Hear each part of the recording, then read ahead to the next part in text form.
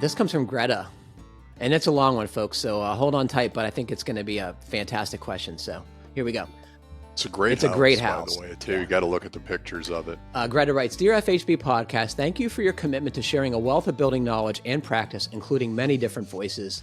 I enjoy listening to the back catalog while toiling away in Minnesota on our literally never-ending remodel. It's a 2.5-story, 4,400 square foot house built in 1887, which I've nicknamed the Albatross and Behemoth. I've listened with great interest. Both excellent nicknames. I think Albatross is something that's undesirable. I think the house is gorgeous, but it is a behemoth, no question.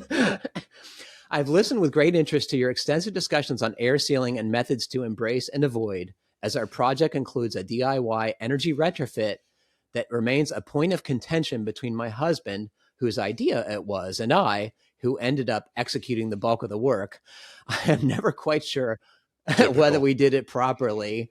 Our exterior wall and roof assembly, while now almost completed, continues to be a source of fretting on my part regarding the potential for condensation and possible rot. I'd love to hear your thoughts about the soundness of the design to settle our marital dispute once and for all, to fret or not to fret. The layers of the exterior walls are as follows from inside working out.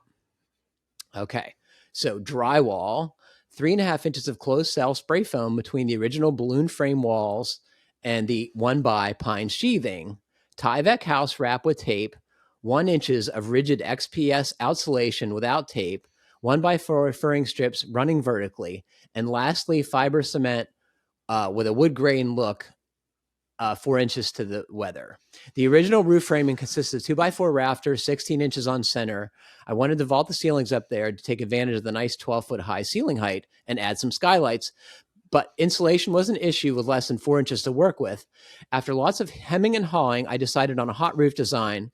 To add depth, I furred down the rafters with strips of 2-inch rigid foam-faced insulation with 1/2-inch plywood strips for securing the drywall.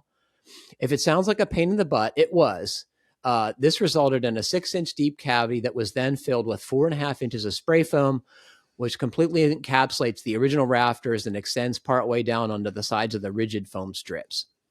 My intention was to reduce thermal bridging in this hot roof design, and according to some images I shot last winter with a rented thermal imaging camera, it looks pretty good. At the eaves, the interior of spray foam extends down onto the double top plate of the wall framing. I stapled a baffle of 4 mil poly at the bottom of each rafter cavity to allow the foam to extend about 1 inch past the outer edge of the top plate and up onto the roof sheathing without filling the whole soffit cavity from the inside. The roof is 1 layer of 30-pound felt over the original pine sheathing with 1/2-inch OSB over top. With asphalt composition shingles.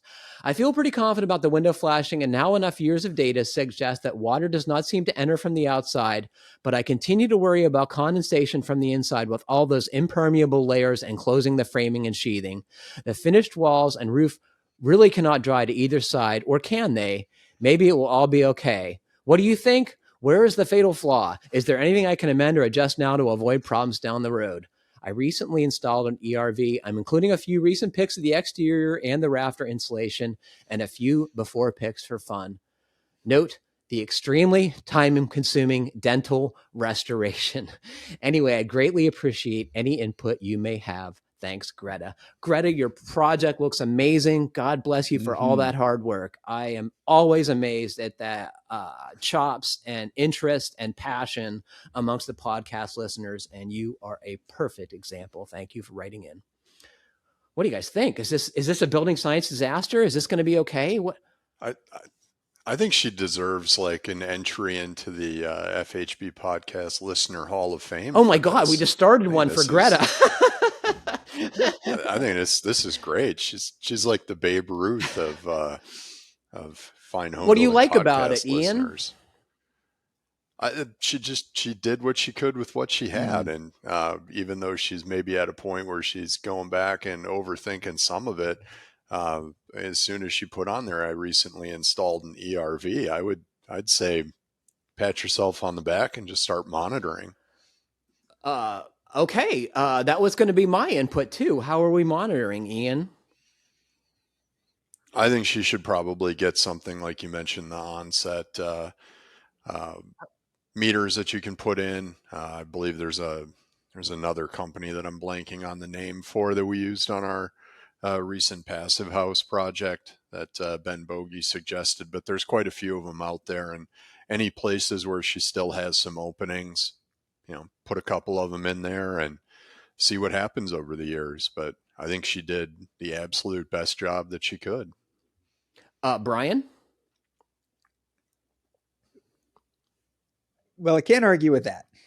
I first of all, the place looks great, and I'm always just so,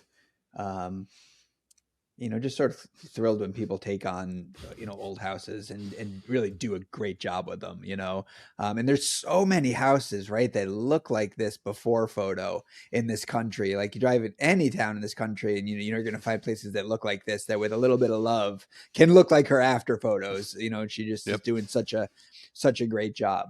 Could the wall and roof assemblies have been, a little bit more durable with maybe some, venting in the roof, or maybe a more vapor open material on the outside of the walls? Sure.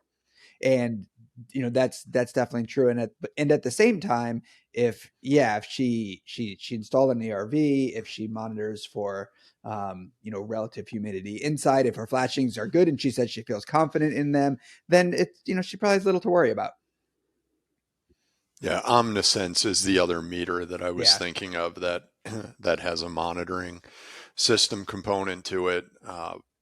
I'm really impressed at the job that she did, and I would say rent that thermal image camera every couple of years and take a look at the house and monitor that indoor humidity. I think so. It's so interesting that so often people are curious about things like did they use the right vapor retarder, and is the house going to have condensation, and but really, like most of the issues with rot and mold and things are coming from leaks.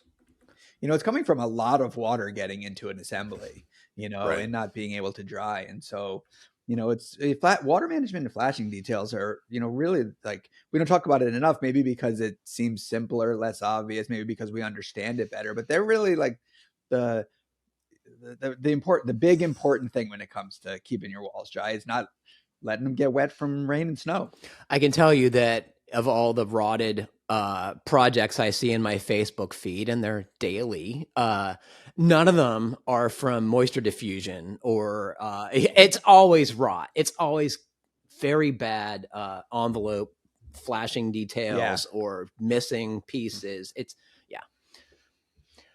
So I would keep an eye on the indoor humidity and put the data loggers in the spaces. You can actually stick them in a small hole, that you make in the drywall if you need to, and give yourself peace of mind, and use it as an excuse to buy the IR camera. As Ian suggested, renting it. I'm going to say now that you can buy one for under $400. And it's a super fun party toy. You can show all your friends your wall assembly and how well it's performing when they come over. And you can also take it to your friend's house and point out their building efficiencies and make them feel bad.